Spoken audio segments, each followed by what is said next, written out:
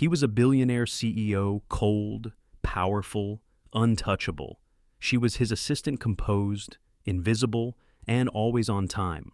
For 4 years, their lives ran parallel, divided by glass walls and polite silence, until one rainy night, he saw her cry. She thought no one was watching, but from his office, he saw everything: the quiet collapse of a woman who never asked for help. And for the first time, something cracked inside him.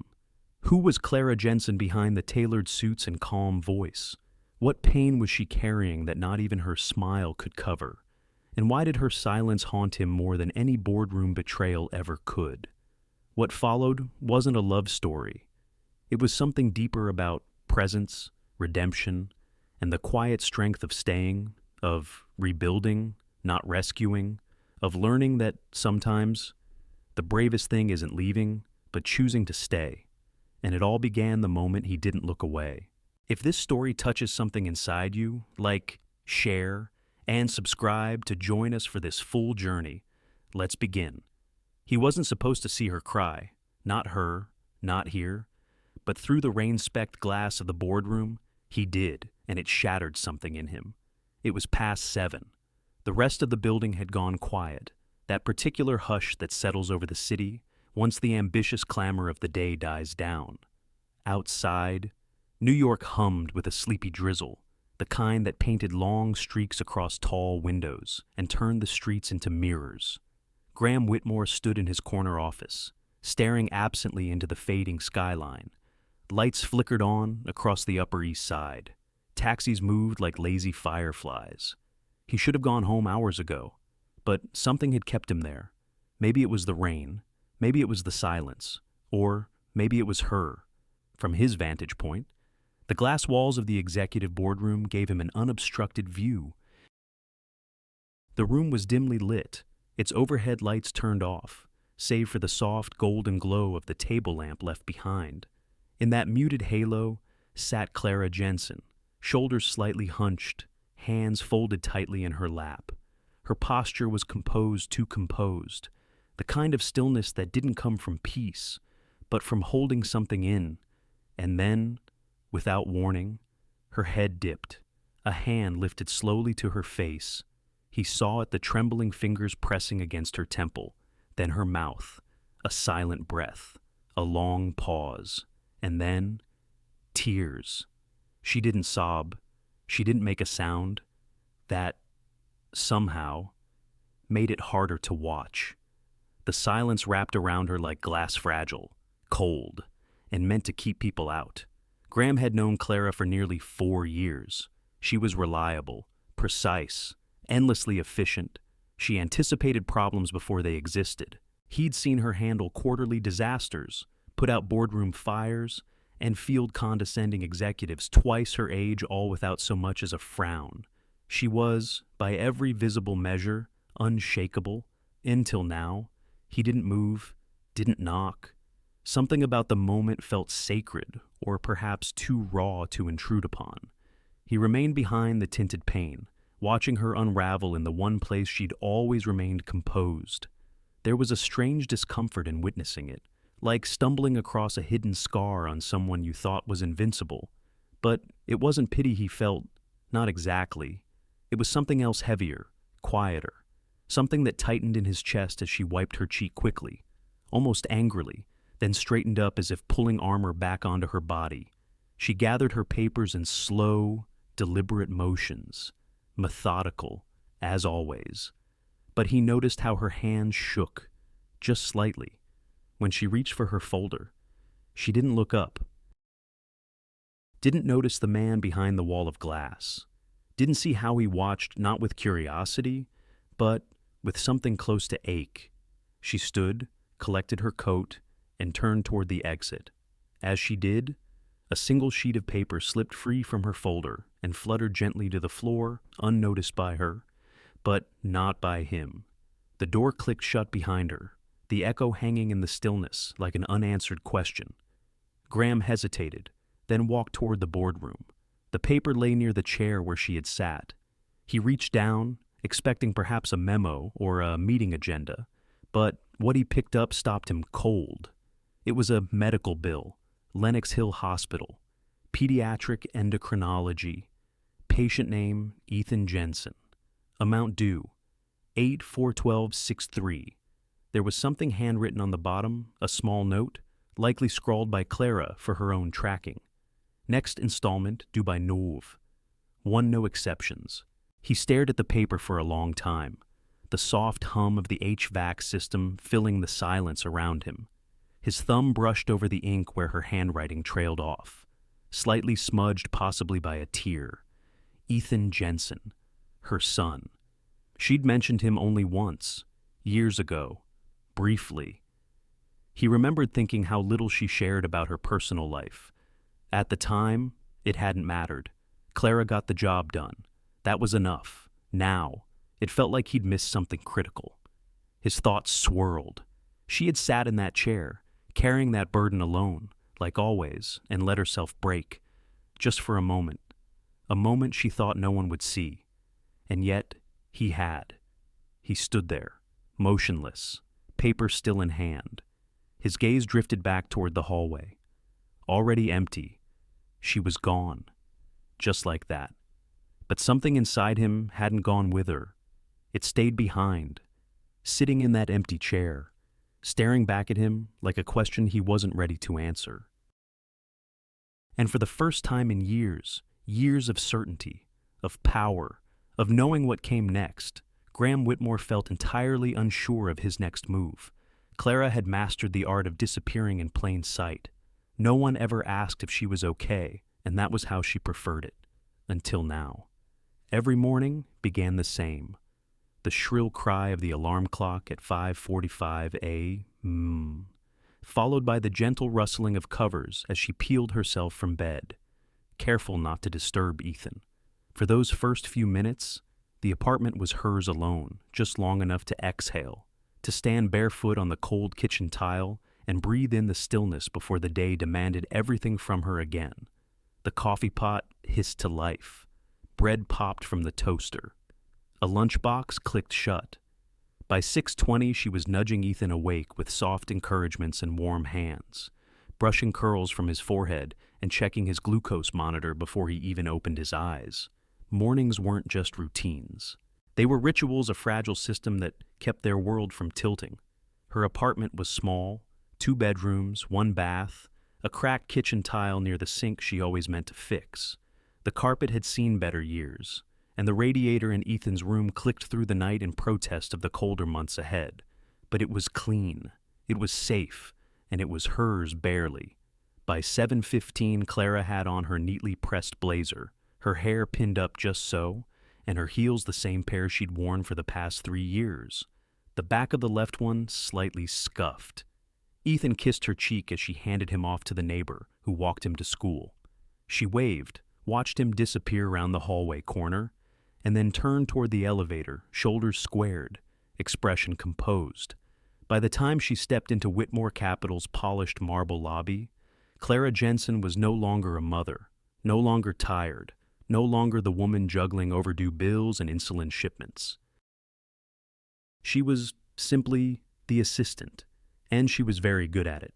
12 hours later, she would return home, reheat leftovers, check Ethan's levels, fold laundry in silence, and sit by the window for 10 minutes before starting it all again.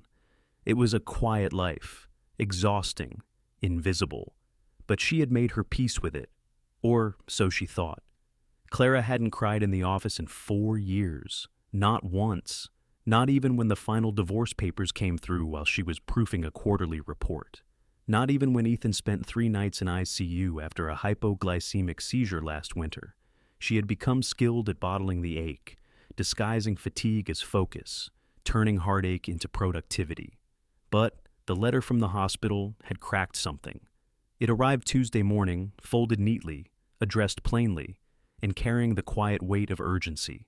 Clara had opened it at her desk between back-to-back meetings, eyes scanning quickly until the words "treatment revision required, insurance denied coverage" made her throat tighten. New medication, immediate, not optional. The cost, almost $3,000, up front. She folded the letter 3 times and slid it under her keyboard. She didn't cry, didn't make a sound, just nodded at the intern passing by with coffee and turned back to her screen. Later that afternoon, she submitted a request to Human Resources, a formal inquiry for overtime eligibility, citing personal financial strain. The phrasing felt clinical, detached, safe. She left out the parts about late-night panic attacks, about rationing insulin doses and cutting grocery budgets. She didn't mention the shoes Ethan had outgrown, or the way she sometimes skipped dinner without noticing. It wasn't shame, it was survival. Clara hadn't always been this way. Once, in a lifetime, that felt like someone else's. She had dreamt of writing novels by the sea. She'd studied English lit, quoted Sylvia Plath to herself in bathroom mirrors, filled spiral notebooks with half-finished stories and poems written during late-night campus shifts. Then she met Thomas. He was charming, confident, a finance major who talked about building empires over cheap diner coffee. They married young, too young, and when Ethan was born, Clara believed love would fill in the gaps where planning had failed. But it didn't. When the diagnosis came at age 3, Thomas panicked not because of Ethan's health, but because of the cost, insurance caps, specialist visits, devices, and prescriptions. Within 6 months, he had walked out, taking half their savings and none of the responsibility. Clara didn't have time to mourn him. She had a son to raise, a job to find, and a future to build from what was left. She applied everywhere. Whitmore Capital wasn't even on her radar. The job listing had been a fluke, something she clicked on during a late-night search after Ethan's fever spiked, and she'd cried herself dry. Her resume was modest. No Ivy League credentials, no corporate pedigree, just a record of punctuality, resilience, and calm under pressure. What had surprised her was the interview. Graham Whitmore hadn't seemed particularly impressed with her work history. He hadn't smiled, hadn't made small talk. But at one point, when another executive barged into the meeting room ranting about a scheduling error, Clara had calmly pulled up the man's itinerary, corrected the mistake, and rescheduled the client all in under 60 seconds. Graham had watched her, eyes unreadable, and then said, "You find order in chaos." It was the only compliment he ever gave her, and yet, it was the one she held on to. 4 years passed in a blur of deadlines, meetings, and careful distance. Graham remained, Graham focused, brilliant, and cold. Clara was his right hand, his memory, his invisible armor. They never crossed lines, barely shared personal details. It was professional, clean, efficient. But now he had seen something she hadn't meant to reveal. Her tears quiet, fleeting, and uninvited. She didn't know he'd been there, didn't know he'd watched her crumble behind glass walls, didn't know he now held a piece of her private war that folded hospital bill she hadn't noticed fall from her folder. But something had changed. The next morning, Clara noticed he looked at her longer than usual during their briefing. Just for a second, she dismissed it. She buried herself in work, skipped lunch, answered emails with robotic precision, smiled when necessary, laughed on cue.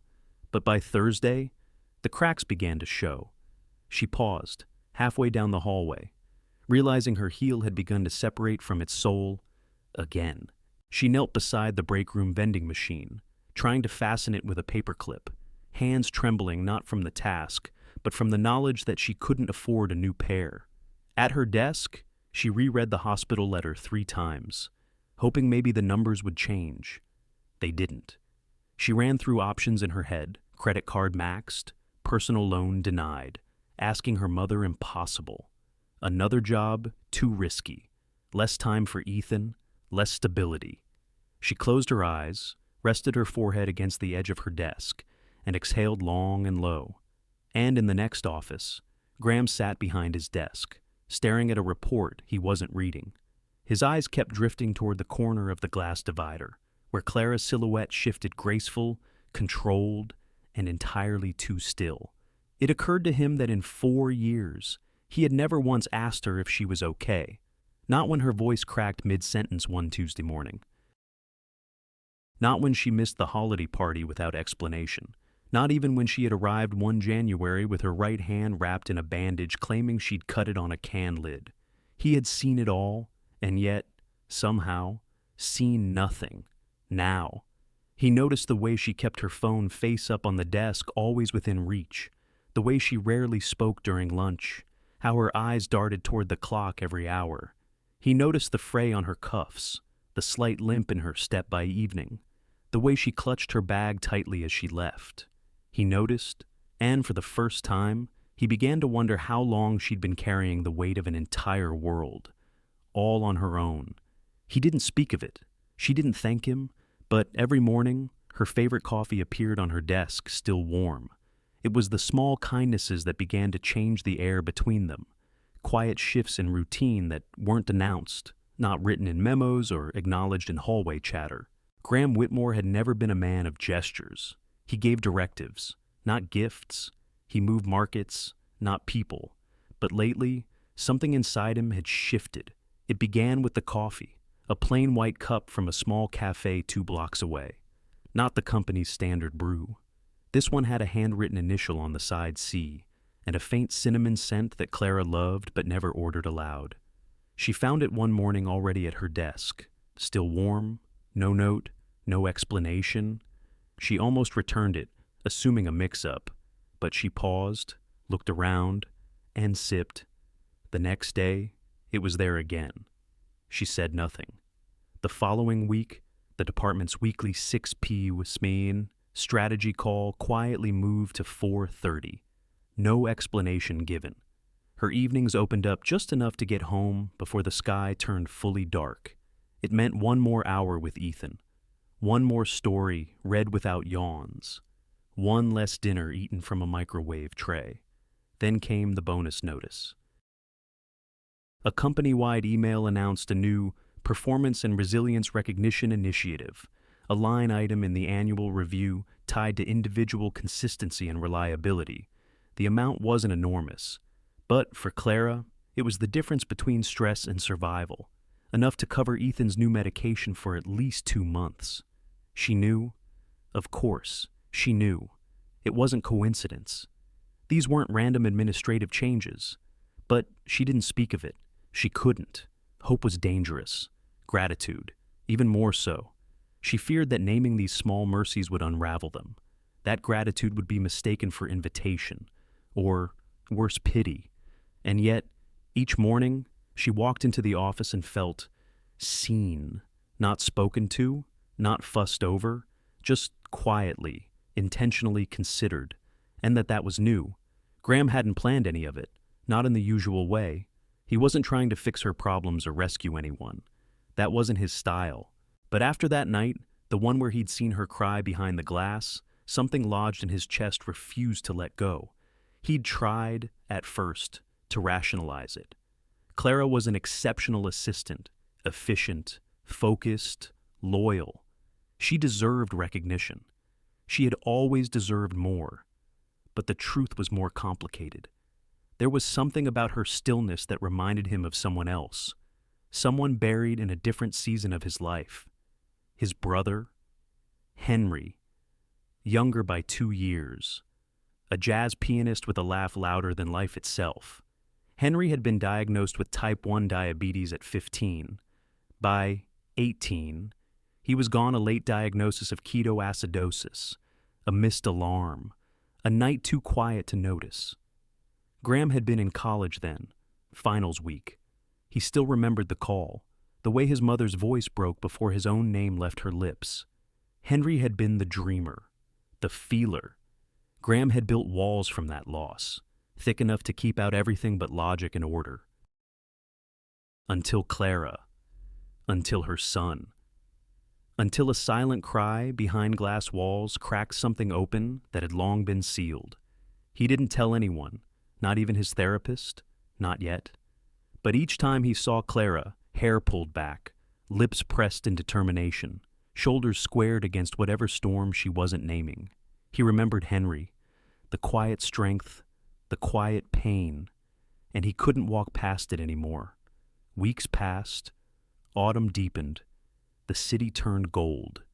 Ethan's drawings began appearing in Clara's bag, crumpled superhero sketches with capes made of Excel spreadsheets and ties that shot laser beams. One had a label, G. Biu, Office Super Guy.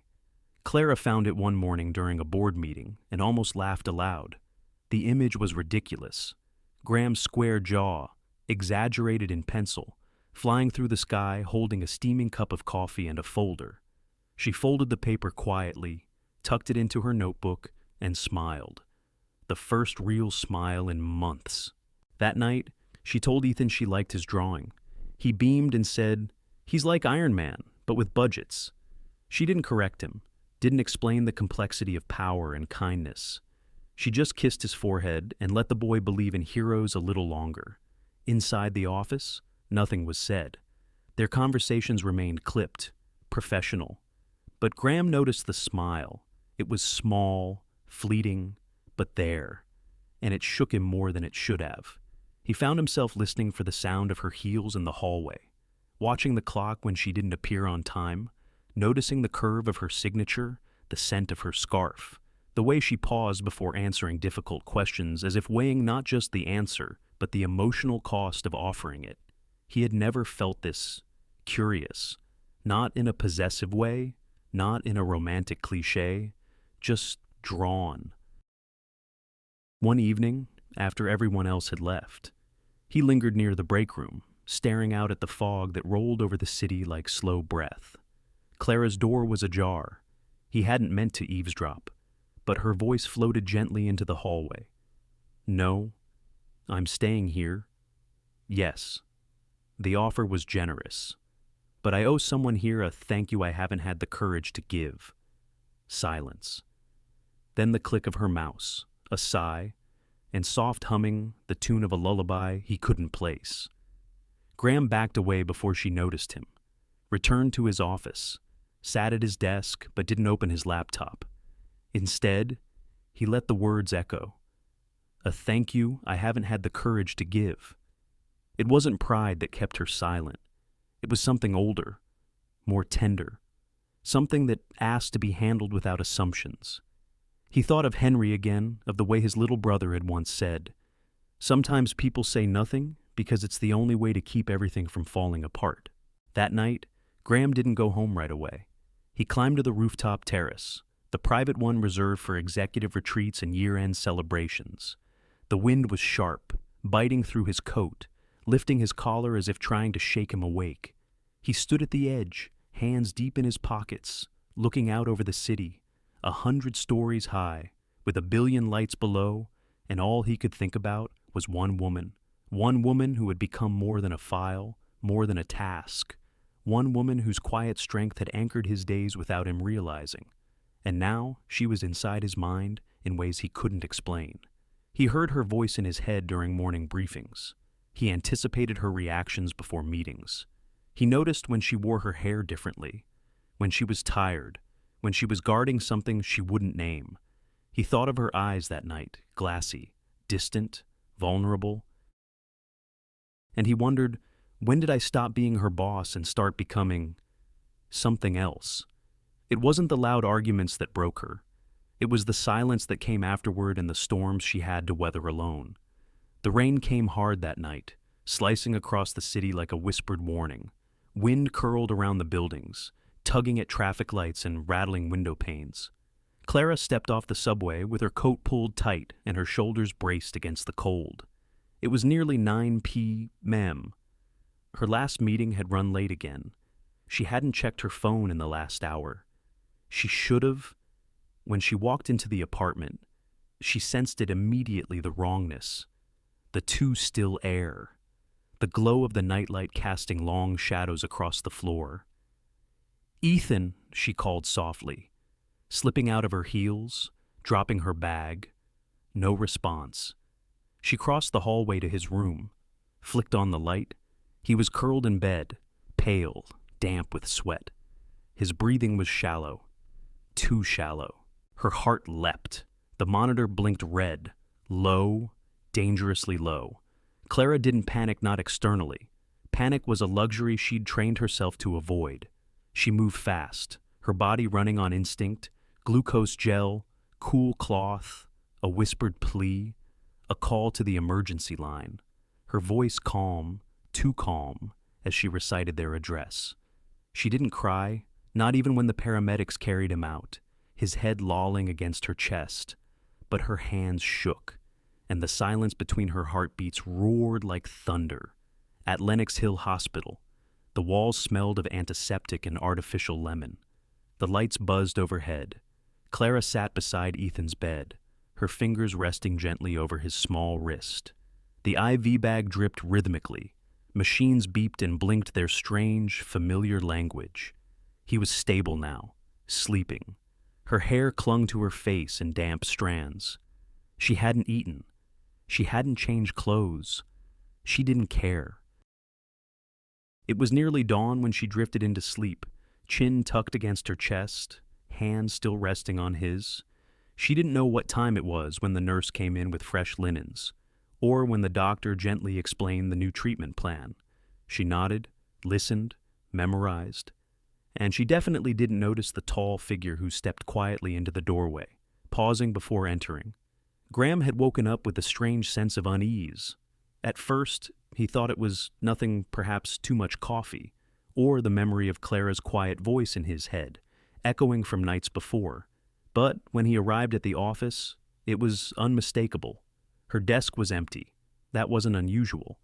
Not at 7:45 but by 9:00, it was still empty. No call, no text, no calendar notification, no out-of-office reply. Her morning report hadn't arrived. The spreadsheet she'd been working on was left untouched. For Clara Jensen, that was a red flag the size of a billboard. He waited until 10 lounged pacing near the espresso machine, fingers tapping a rhythm against his watch. Then, without thinking twice, he called HR. They hadn't heard from her either. She hadn't called in, hadn't logged into the system. There was a pause the kind people make when trying to avoid sounding concerned. Should we contact her emergency contact? Someone asked. No, Graham said quietly.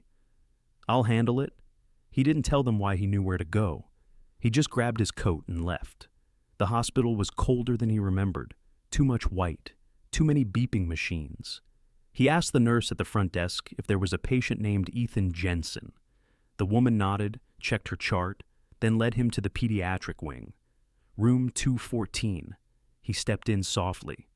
There, in the low light of early morning, he saw her, Clara, slumped in a plastic chair beside Ethan's bed, body folded inward, asleep but not resting.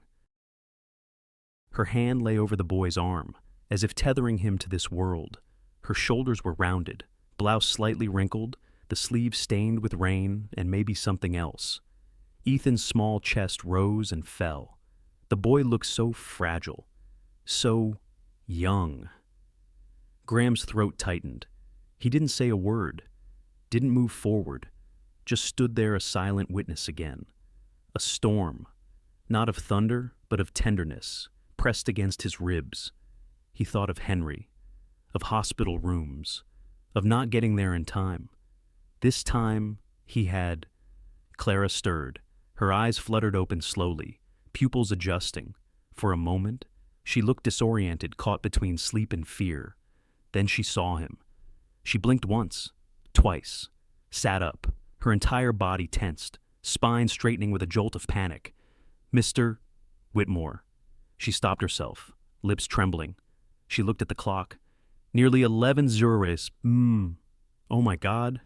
I didn't. Graham raised a hand, just slightly, not to silence her, but to still the spiral he saw rising. No, he said just that. Quiet, firm. She stared at him, eyes wide, glassy. I didn't call. I meant to. Ethan collapsed. No explanation needed, he said again. There was no reprimand, no formality, no clipped professionalism, just presence. That undid her more than words could have. She nodded, lips pressed tight, trying to hold back tears she wasn't ready to explain. Graham glanced at Ethan. He looks peaceful, he murmured. Clara followed his gaze. It was close. she whispered, and that was all either of them said. He didn't stay long. Before he left, he placed a folded piece of paper on the bedside table, just beside Ethan's stuffed fox. Then he turned, gave Clara a soft nod, and disappeared down the hallway without looking back. Clara found the note that evening, after the second round of nurse checks and the quiet returned. It wasn't long, just a few words, written in careful, deliberate ink. You have a superhero. Her name is Mom. You'll be you. She stared at it for a long time. Something cracked, not like glass, but like ice giving way to warmth beneath. Tears came, but they weren't the helpless kind. They were the kind that came when someone finally saw you, fully, without judgment, without noise, just presence. She pressed the note to her chest, closed her eyes, and for the first time in a long while, she let herself feel held. They didn't say a word, yet the whispers started louder than thunder.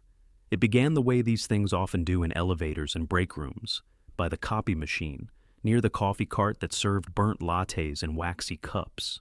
A sideways glance, a lifted brow, a silent stretch just a beat too long, and then the whisper. She wasn't at her desk for 3 days, and now her bonus is tripled. Graham rescheduled the entire strategy summit just so she could get home early. I saw her coming out of his office late last night. None of it was said with malice. Not directly. That was the elegance of corporate rumor. It wrapped itself in concern, in just curious, in maybe I'm reading too much into it. But the damage was the same. By the end of the week, Clara could feel the shift in the air before she stepped off the elevator. Colleagues who once offered polite nods now looked straight ahead. Her name was spoken with a tone that curled upward at the end, as if it now came with a question mark.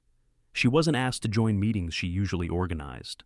A coffee order that once included her cinnamon oat latte came back with only black brews and burnt decaf.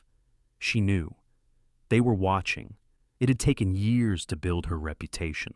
Clara Jensen, the assistant who never missed a detail, never crossed a line, never lingered at lunch, never made things about herself. And now, it was unraveling thread by silent thread. She kept her head down, focused, responded to emails with perfect grammar and perfectly timed replies. But something inside her shifted, because this wasn't just about whispers. This time, someone was listening and taking notes. It was Howard Trent who pulled the first thread, a senior member of the board, old Wall Street blood with a square jaw and sharper tongue. He'd always had a bone to pick with Graham, back from the days when they competed for the same seat at another firm, a deal that Graham had won and Howard had never forgiven. So, when the rumors reached his ears, he didn't raise his voice. He raised an eyebrow, then he raised the issue, an internal audit, a review of discretionary expenditures, a routine inquiry into whether company funds had been used appropriately, especially those tagged under personnel performance adjustments. It wasn't the investigation that stung, it was the assumption baked inside it. Clara was called into a private conference room on the 43rd floor, no windows, a long oak table. 2 executives she barely knew sat across from her, one with a tablet, one with a file folder. "We're simply following up on some irregularities," said the man with the tablet. No need to be alarmed. But alarm wasn't what Clara felt. It was humiliation. "We noticed a performance bonus issued outside of the normal cycle," he continued. "Unusual, especially without full documentation, and a sudden adjustment to your meeting hours. Unprecedented flexibility." "I didn't request it," Clara said softly. "Did you object to it?" She hesitated. "No, I didn't know I was supposed to." He nodded, scribbled something. The woman beside him leaned forward. "Is there anything personal between you and Mr. Whitmore?" Clara looked up. For a moment, she said nothing. Then, calmly, "No." "Would you characterize your relationship as strictly professional?" A pause. "Yes." The woman studied her. "Are you aware that perception, especially in executive environments, can carry the weight of fact? Clara blinked. I am. They said thank you, told her someone would follow up. She left the room with hands steady, but stomach churning. Outside the door, someone looked away too quickly. The storm had arrived. Graham heard about the inquiry the next morning. He didn't speak, didn't slam anything, just sat very still. Then he stood, walked to the head of the floor, and asked Clara to step into his office. When she arrived, she didn't sit, just stood there, coat still on. Expression unreadable. I didn't know they would. He started. I know, she said. I didn't request the audit. He added, I know. There was a silence between them. Not awkward, just tired. I never wanted any of this to affect you, he said quietly. It was always going to affect me, she replied. Her voice wasn't angry. It was factual, like weather. He looked at her for a long time. Do you want me to speak to the board? No. You shouldn't have to defend something that never happened. No, she repeated. Because if you do, they'll only see what they want to see, and you'll lose more than I will. She turned to leave, but paused at the door. You were kind, she said. That's all. And then she was gone. The decision came that Friday. Administrative suspension, 2 weeks, unpaid, officially cited as internal review pending clarification of procedural discrepancies. Unofficially, a quiet punishment, dressed up in policy, a message sent through silence. Clara packed her things into a small box. No one helped. No one met her eyes. Her desk had always been pristine. Now, it looked erased. She paused at the elevator, holding her coat in one hand, the box in the other. The doors opened. No one inside. She stepped in. The doors began to close. And then Clara.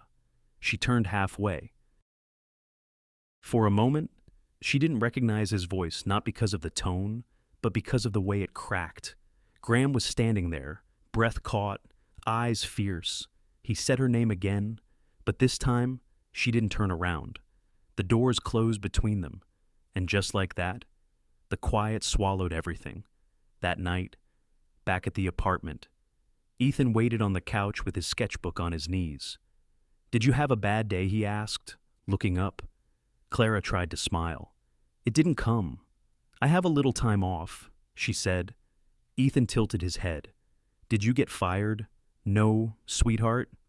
Not exactly. He looked down, picked at the corner of his drawing. Was it? Because of me, Clara knelt in front of him, her hands gently cupping his face. No, she whispered, never. You are the reason I keep showing up, not the reason anything falls apart. He nodded slowly, and she pulled him close. But that night, after he was asleep, she sat by the window, arms wrapped around herself, and felt the ache bloom not from guilt, but from loss, not of a job, but of dignity, of place, of being able to walk through a hallway and not wonder what they were thinking. She had survived worse. But this was the kind of storm that didn't scream. It whispered, and it left bruises where no one could see. She never sent the letter, but she wrote it anyway and tucked it beneath a stack of unpaid bills. It was late October, the kind of gray afternoon when the sun forgets to show up and the wind weaves through the alleys like a whisper with unfinished business. Clara sat by the window in her apartment, a cup of cold tea untouched beside her, the rain drawing faint veins down the glass. The letter lay half folded on the table, not an official resignation. Not exactly. More of a goodbye in disguise. Her handwriting was careful, deliberate, a little shaky in places. Dear Mr. Whitmore, I wanted to thank you for seeing me when I didn't know I was visible, for the coffee, for the silence that never felt empty. I don't know what happens next, but I wanted you to know. You made the storm feel quieter, even just for a little while. Clara Jensen.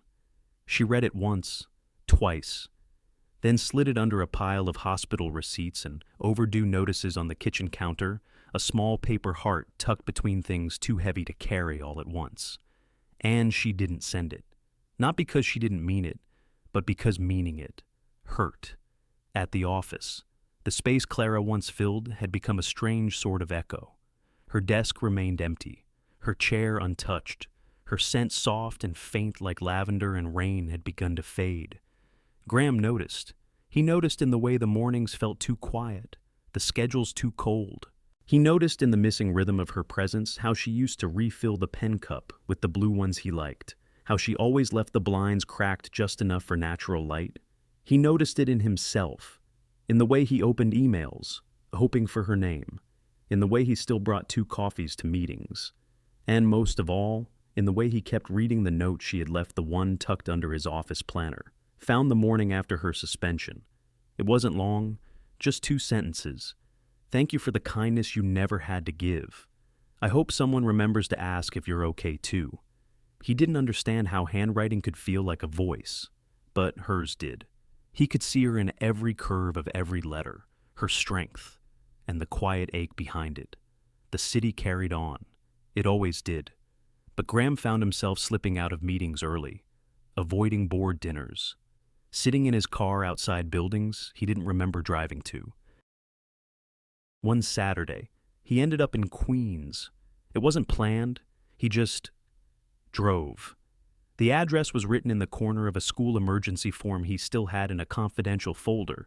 Clara's emergency contact, Elaine Jensen, Bayside Senior Living. The receptionist at the front desk wore a pumpkin pin on her cardigan and offered him a polite smile. Room 204, she said. She might be dozing, but she'll be happy for a visit. Graham didn't know what he was doing. Not exactly. He'd negotiated billion-dollar deals, built empires, but walking into that modest room with a crocheted blanket on the chair, faded photos on the shelf, and the scent of peppermint tea in the air, he felt more unprepared than he had in years.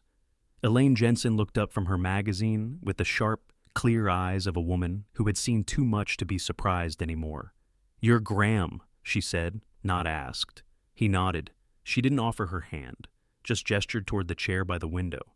"She talks about you less than she should," Elaine said, her voice dry but not unkind, "which means you matter more than you realize." Graham didn't know what to say, so he said the only thing that felt honest, "I don't think I've done right by her." Elaine smiled, not warmly, but knowingly. No one really does.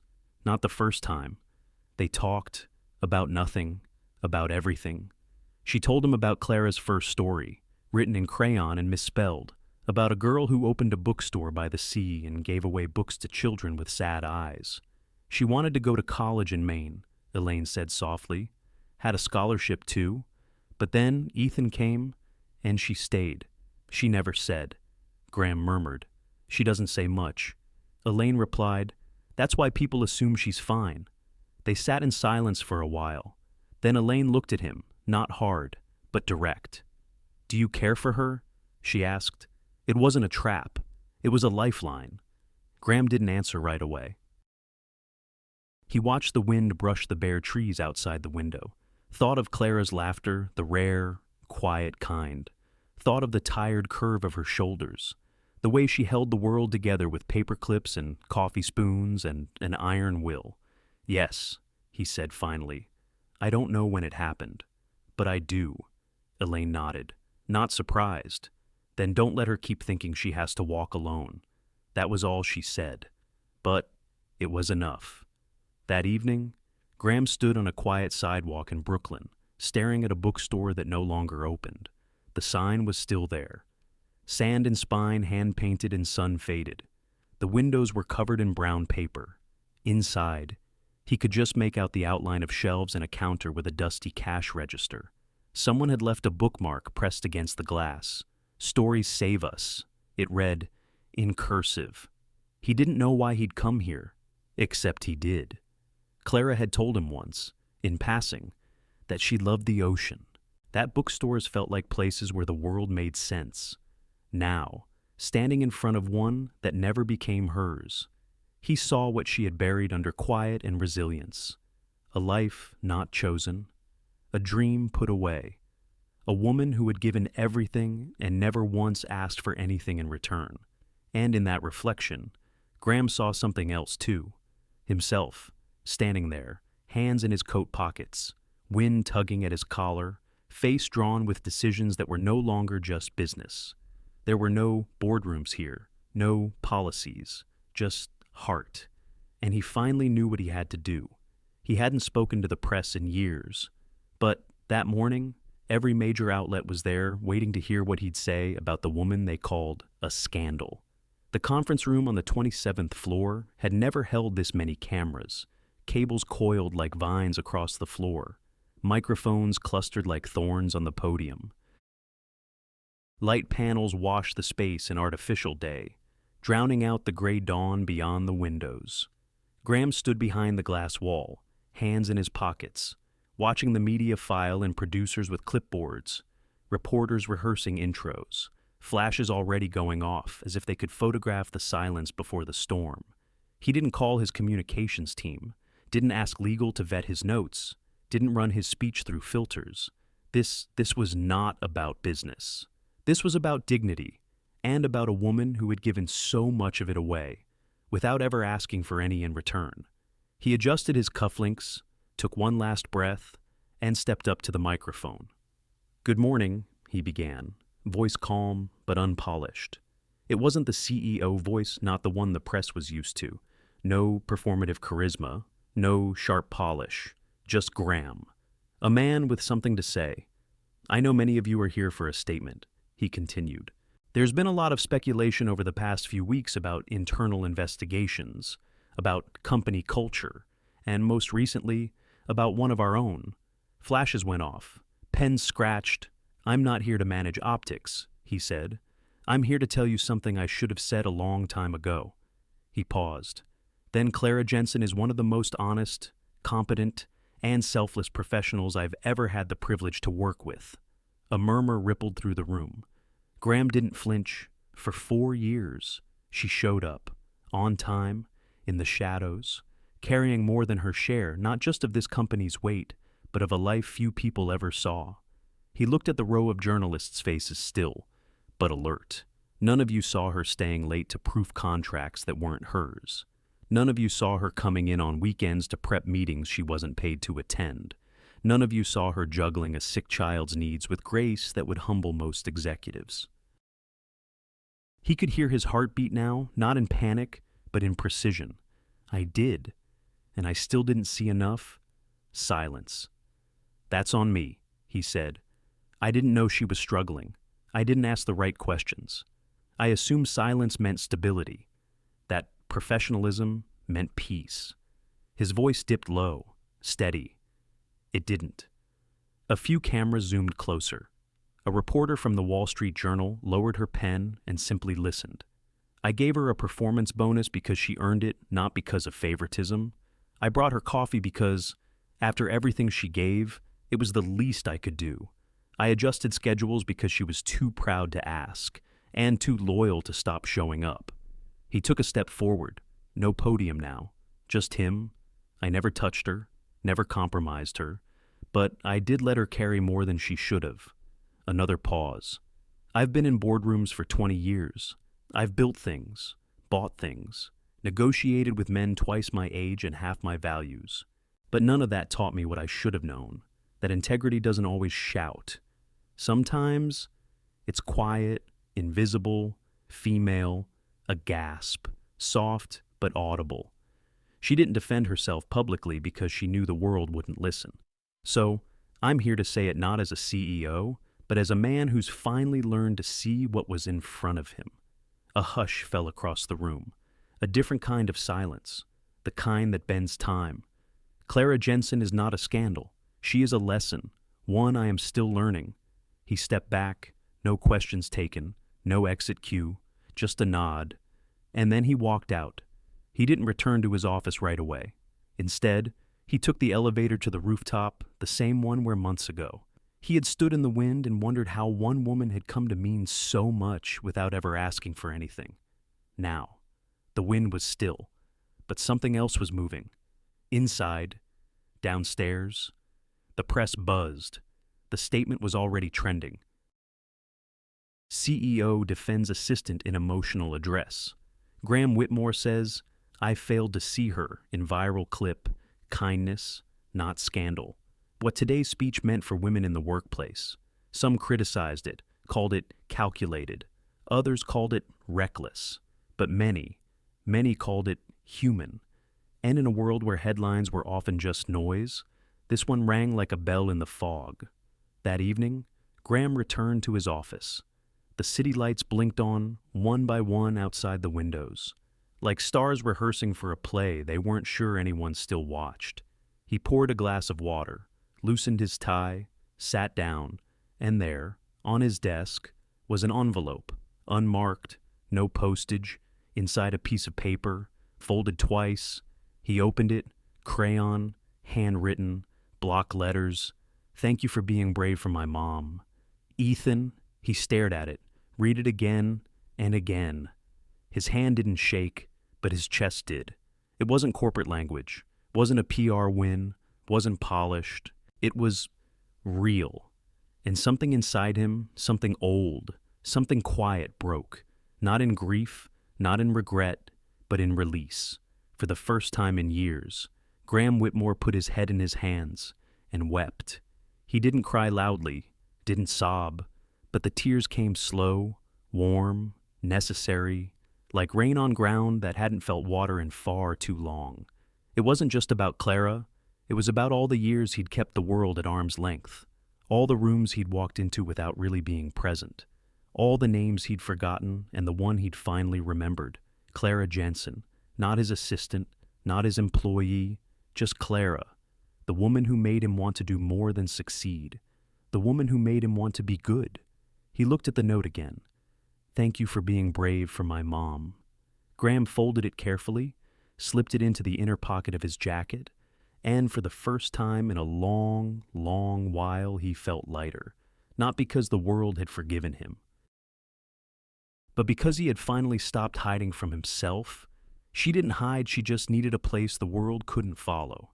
The town of Wellfleet, Massachusetts. Didn't ask questions.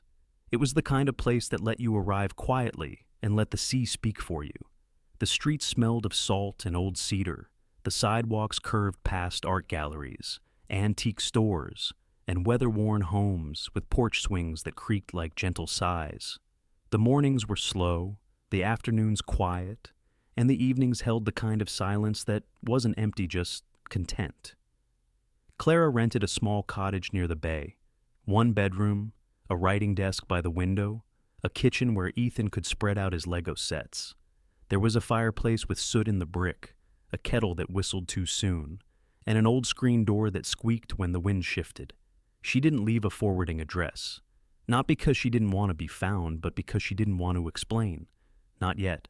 Each morning, she walked Ethan to the small school 2 blocks away, tucked behind a white church, with a broken bell tower and a maple tree that turned gold too early. He adjusted faster than she did. Children are like that. They find rhythm before memory has time to object.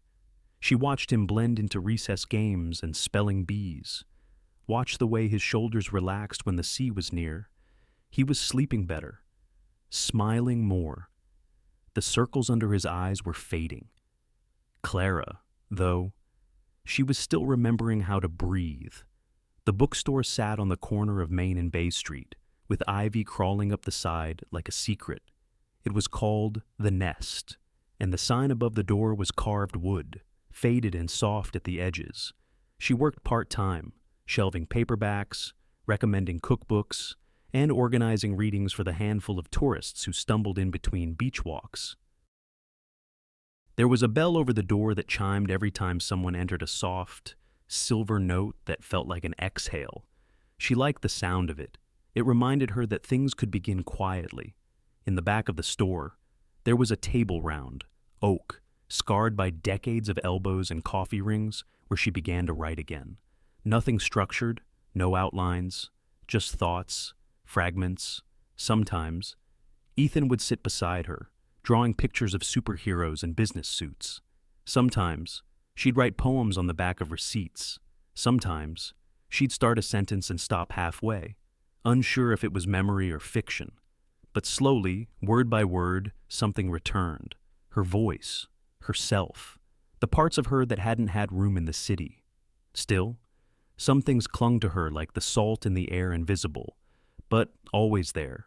The unfinished conversations, the press, the elevator doors that closed before she turned around, and the man she hadn't stopped thinking about. One evening, as the tide pulled in and the gulls retreated inland, Ethan crawled into her lap on the porch swing. They were wrapped in an old blanket, watching the sky bruise into dusk. Mom,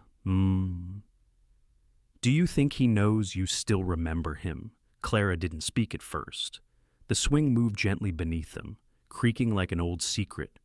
She brushed his hair from his face, kissed the top of his head. I don't know, she whispered, but Ethan just nodded, as if the answer had already been said in the spaces between words. The following Monday, the owner of the bookstore, a woman named Ruth, who smelled of sandalwood and wore scarves year-round, called Clara to the front desk.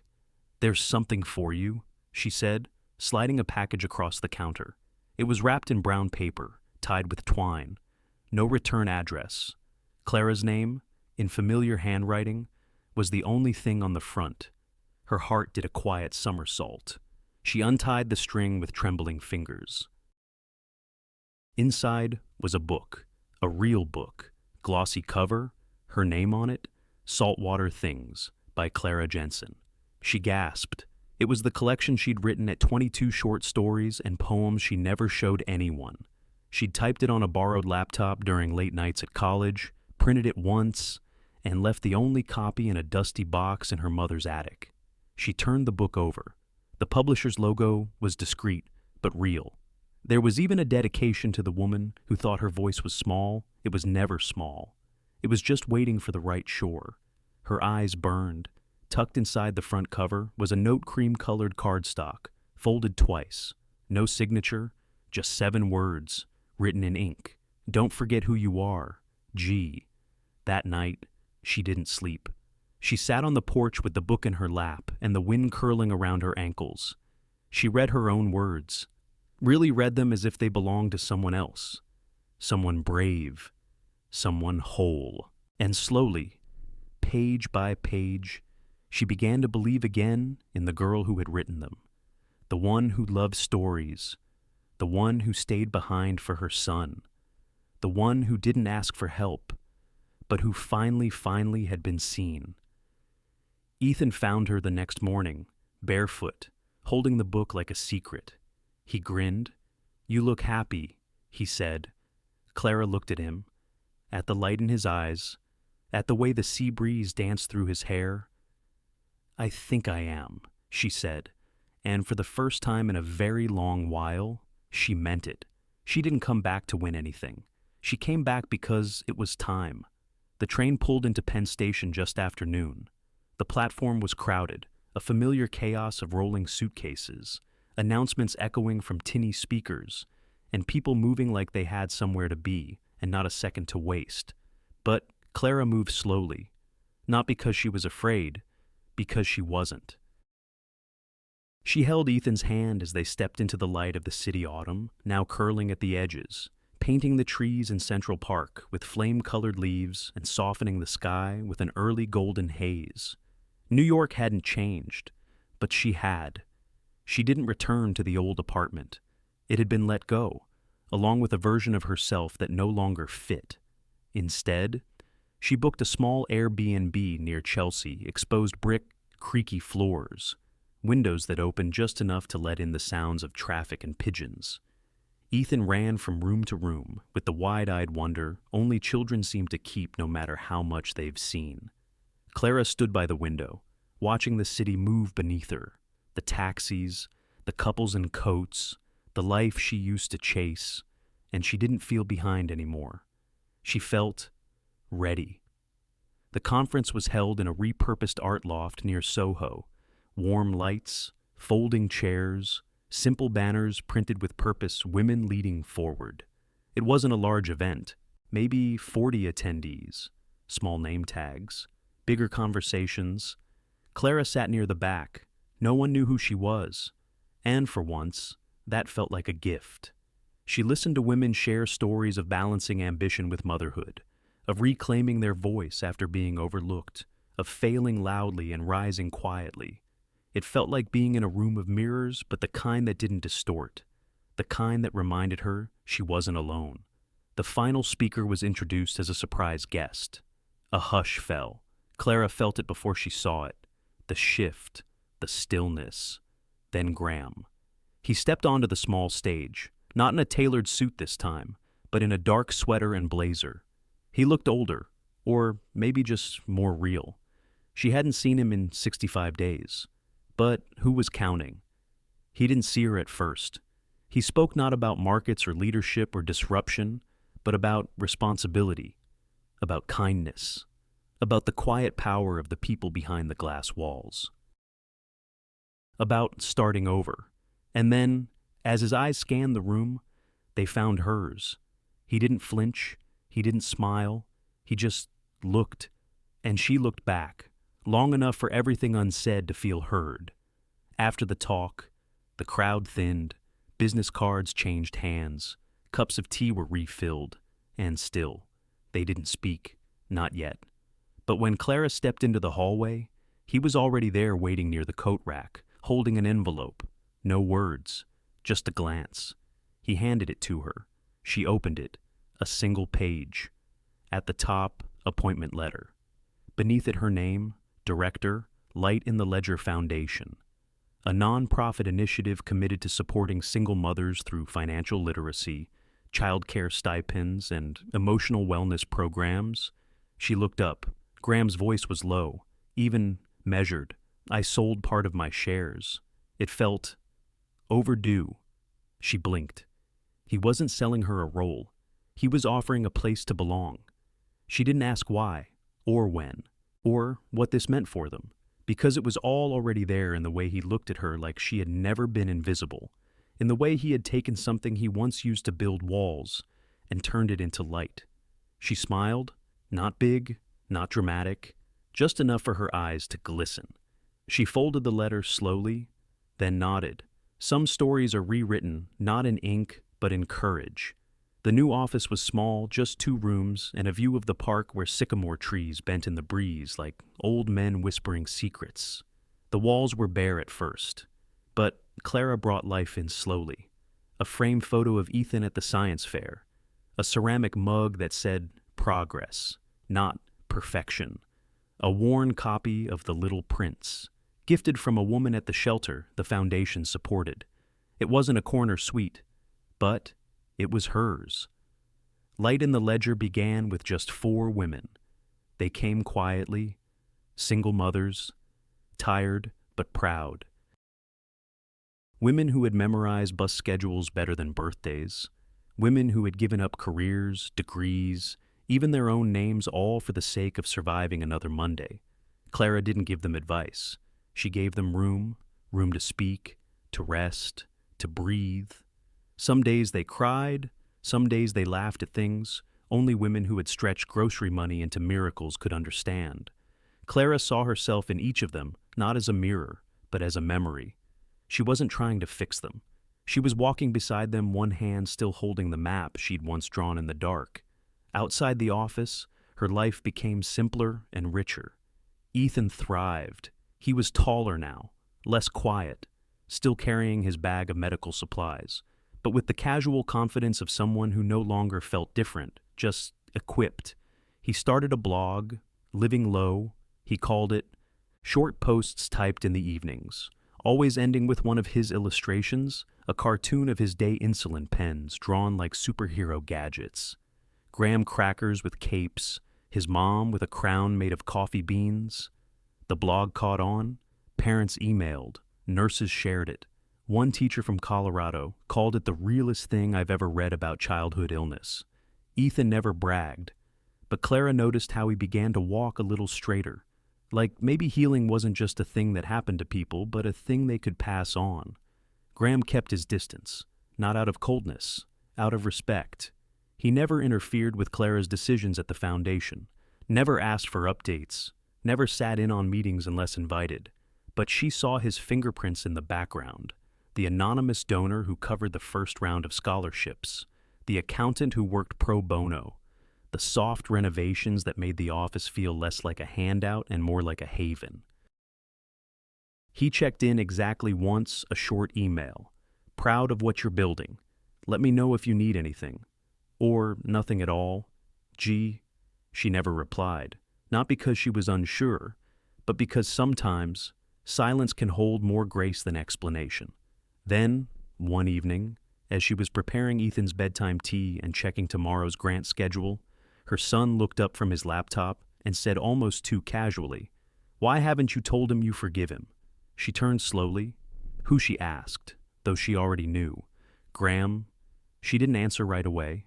Instead, she stirred the honey into Ethan's cup, watching it spiral like soft gold, dissolving. "I don't think he needs me to," she said finally. Ethan tilted his head. "But maybe you to." He didn't say it like a challenge, just a truth. Children had a way of handing you your heart without warning. Clara sat down. She looked out the window. The city lights were blinking awake. The world didn't pause, but something inside her did. Had she forgiven him? She thought back to the boardroom whispers, the walk to the elevator, the first cup of coffee he ever left on her desk. She thought of the bookstore in Wellfleet, the printed manuscript, the look in his eyes that never demanded, only offered. Yes, she had, but she hadn't told herself yet. That night, after Ethan was asleep and the tea had gone cold, Clara sat at her desk, not in her office, but at home with a clean sheet of stationery. She didn't write a long letter, just a few lines. I don't think it was ever about the apology, or the hurt, or the headlines. I think it was always about whether I believed I mattered, and somehow, you helped me believe I did. That's enough. See, she didn't address it, didn't sign it with full names, just folded it carefully, placed it in an envelope. The next morning, on her way to work, she walked to Graham's building, the same lobby she once crossed with folders in hand and exhaustion in her shoulders. She didn't go upstairs, just slipped the envelope into the mail slot labeled Executive and left. No expectations, no ceremony, just peace. The kind that comes when a story ends not with punctuation, but with possibility. No rings, no flowers, just pancakes, 2 mugs of coffee, and a quiet promise between 2 souls who'd found their way back. It was early, not yet 9, when Clara heard the knock, soft, unhurried, as if whoever stood on the other side already knew she was awake, but didn't want to startle the quiet that wrapped itself around Sunday mornings. She opened the door. There he was, Graham, dressed not in pressed shirts or boardroom grays, just a worn navy sweater, sleeves pushed to the elbows, and a paper bag in one hand. In the other, a small, cloth-bound book. She raised an eyebrow, unsure whether to laugh or cry. He simply said, "Breakfast." They sat at the small kitchen table, morning light slanting through the blinds and painting the floor in thin gold lines. The pancakes smelled of cinnamon and melted butter. Clara sliced hers carefully, watching the syrup pool around the edges like warm amber. Across from her, Graham poured coffee, not asking how she liked it, just knowing. Milk, no sugar, like always. The silence wasn't awkward. It was familiar, like the space between heartbeats when 2 people are fully present. Ethan shuffled in with bed hair and sleep still clinging to his eyes. He paused at the sight of Graham, then grinned. "You brought pancakes." "I did," Graham said. Ethan took a seat like it was the most natural thing in the world, and just like that, they were a table of 3, not a ceremony, not a statement, just pancakes, coffee, and something that tasted a little like beginning. The book sat in the middle of the table. Clara glanced at it once, but said nothing. Graham eventually nudged it toward her. "I found the last few chapters," he said softly, "in a thumb drive inside your desk drawer. You never printed them." She picked it up, ran her fingers over the linen cover. Her name was embossed in small gold letters. Saltwater Things. Extended Edition. By Clara Jensen. No fanfare. Just acknowledgement of her, of the voice she had nearly forgotten, of the woman who had lived 1,000 lifetimes in silence and still had more stories to tell. She didn't say thank you, not out loud, but her eyes did. After breakfast, they washed the dishes, together. He rinsed, She dried. Ethan, in the background, hummed to himself as he drew something a picture of three people at a table, with pancakes stacked high and a caption that read, "A good kind of different." Clara smiled. She reached into the drawer near the fridge, pulled out a small key silver, smooth from use. She didn't hand it to him directly, just placed it on the counter between them. He looked down, then up. No questions, no declarations, just quiet understanding. A kind of homecoming without fanfare.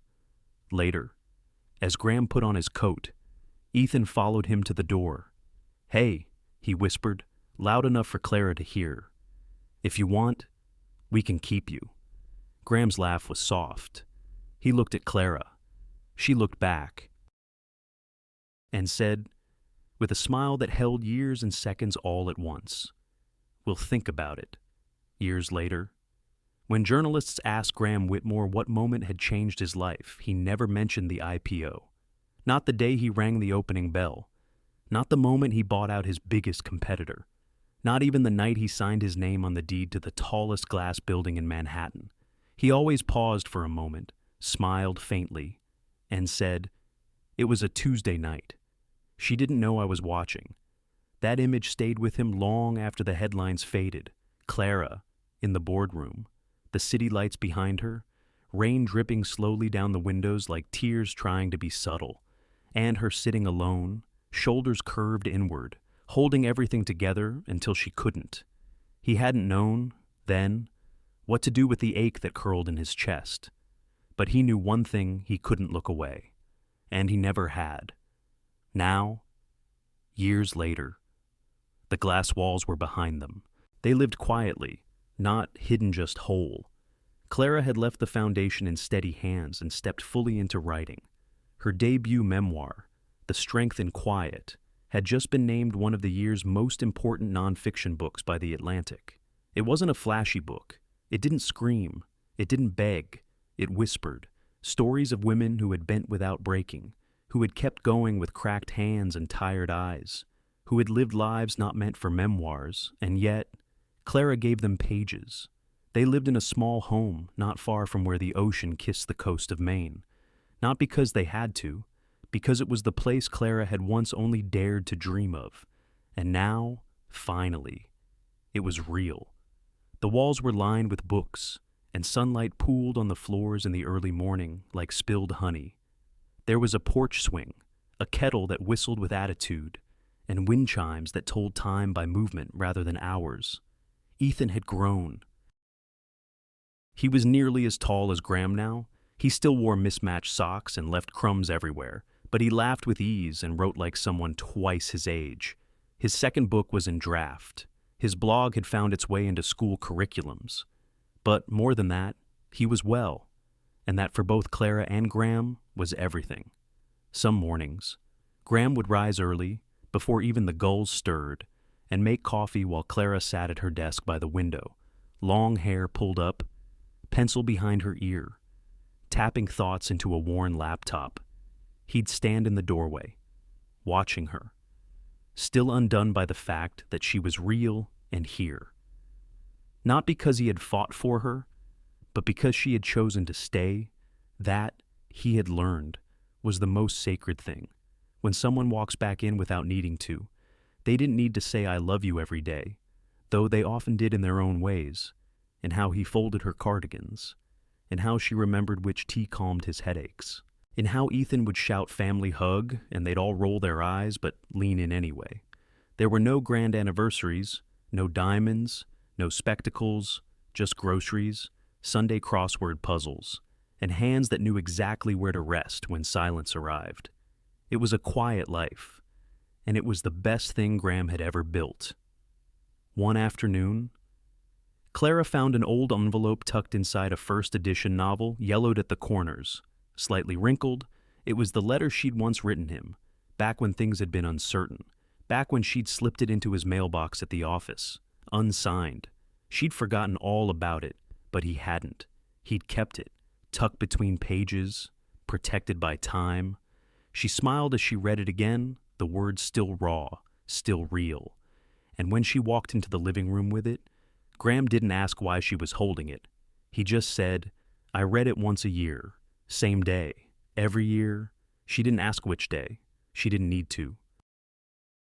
Their home was near a cliffside trail that overlooked the sea, and on one particular morning, with sky the color of pearl and air laced with salt, they walked there together. All three.